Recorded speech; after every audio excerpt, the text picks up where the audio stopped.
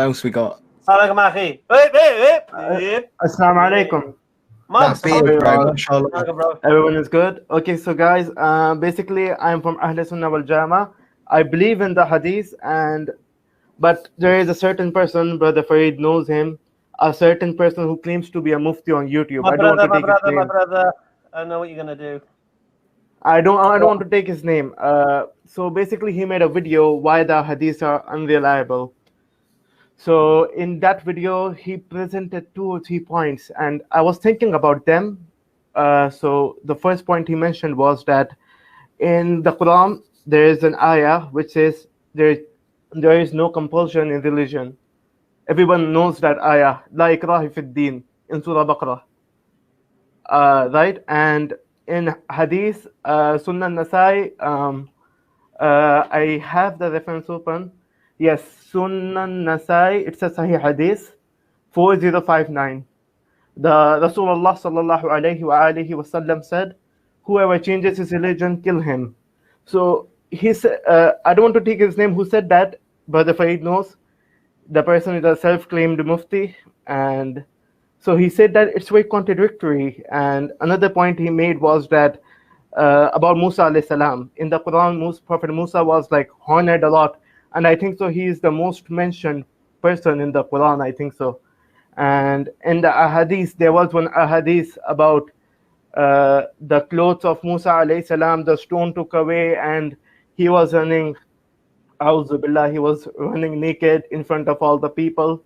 So he made this point once more that, like in Quran, Allah is honoring Prophet Musa, and on the other hand, in the ahadith, like such shameful events are happening with Hazrat Prophet Musa. So I still believe in the ahadith. I keep a beard by the Sunnah, and I do not at all. I am not against any ahadith. I abide by all of them. But there is like, I was confused a bit because this argument seemed a bit intelligent to me, sort of. So I wanted if you guys can clarify on that. And there's one more thing. Yeah. One last thing. Can I give you a layman answer to your first point? Can I speak one more thing? I'm sorry, brother. Just one last thing. In the Quran, Allah has promised that He will take care of the Quran. He will preserve the Quran. We are the guardians of it, if I'm not wrong, right? But there is no.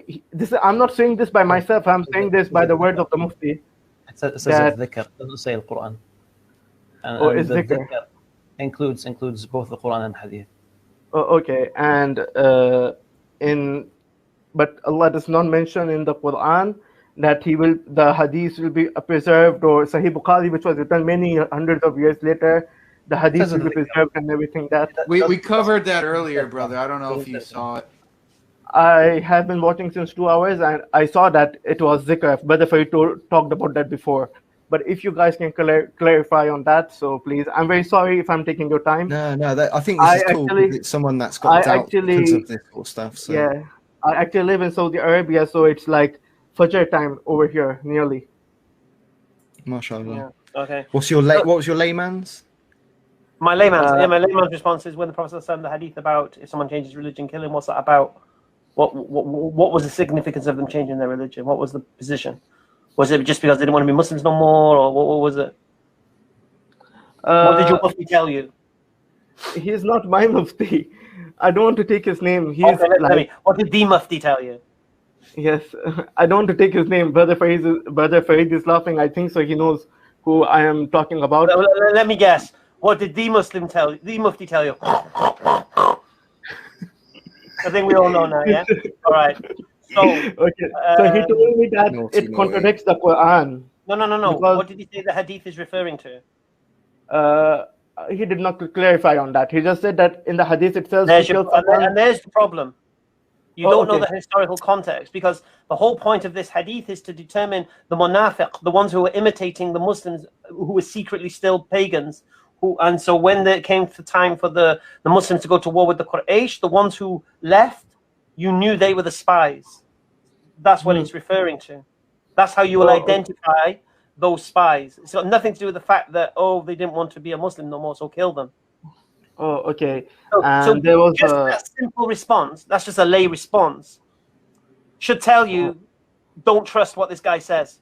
No, I'm just seeing a comment from one guy, Dr. Ahmed bin Hadi. I am not confused about the hadith at all. I believe in the hadith by my heart. I have no doubts about any hadith. I follow all the Sahih and Hasan hadith. No, Dr. Ahmed bin, what's he saying? He's just saying you clear things up. You've got 3 questions that you're confused about. Yeah. I'm not really confused about them, but you know, these things, like, I just wanted to clear them up. I believe he wants to hear the counter arguments for what's happened. I get it. It's all good. Don't worry about your reputation or anything like that. Here's what you do. I mean, in this situation, I'll explain it to you. Yes, you sir, hear yes, something that sounds, well, what's this, right? Once you hear one of the things that this guy brought, and you went, oh, really? Well, he didn't know these things. You know he's trouble causing in that sense. Yes. Okay, and then you have to then question, well, because he might come with many things. Just for example, this is a Christian Prince argument about Musa and the stone running off with the clothes and all this. But this is a Christian Prince's books. So the idea that a mufti would use Christian Prince arguments, which have been refuted, and so once you realize the source is corrupt, I wouldn't be too concerned. You just know there's a response. Whether you know what that response is, just know there's a response and don't be concerned by it. Yes, I agree with that. I definitely agree with that. But my one last... Yes, sir? I'm subscribed from that channel, my brother. That's it. Okay. I'll definitely subscribe. I'm sorry. So no, unsubscribe. Wherever you got the information from, just unsubscribe from that. Don't bother yourself. I haven't subscribed to him, and that person, again, I don't want to tell his name. He is well insulted in the Dawah community. Brother Farid knows him very well. He has made a lot of videos about him. I know him better than pretty much anyone. Yes. But don't forget to subscribe to Hamza's Den, all right? Yes, definitely. And I have a thought to share about the subject of Musa and the moving rock. And I believe that hadith is a proof of prophethood for Rasulullah. But before even getting into that, the person who brought this as an argument against Islam is someone who doesn't believe that that Isa raised the dead, doesn't believe that Jesus raised the dead, even though it's written in the Quran. He believes that the sea splitting was due to some sort of natural phenomenon. He believes that Ibrahim, when Allah subhanahu wa ta'ala when Allah subhanahu wa ta'ala brought the birds to life for Ibrahim to see, that they weren't actually dead. But basically Ibrahim, did a little, when you try to bring an animal to you, you go like, he believed that Ibrahim was doing that, and the birds came to him. It's crazy. He believes that Sulaiman alayhi salam speaking to the birds, that was his intelligentsia, and they weren't really birds, but they were his spies. And Hudhud is the name of the main spy. It's absolutely ridiculous. So he actually rejects anything of the supernatural that you find in the Quran, and that shouldn't be a reason to deny hadith, because this guy, I don't even know why he holds on to the Quran. I'm being honest. In regards to the stone moving, this is ajib. This is amazing, and this is something that people that hate hadith bring up, and they mock that, but they're not aware that you can actually find reports about a rock that moved and traveled with Bani Israel, with Musa alayhi salam, in the Torah.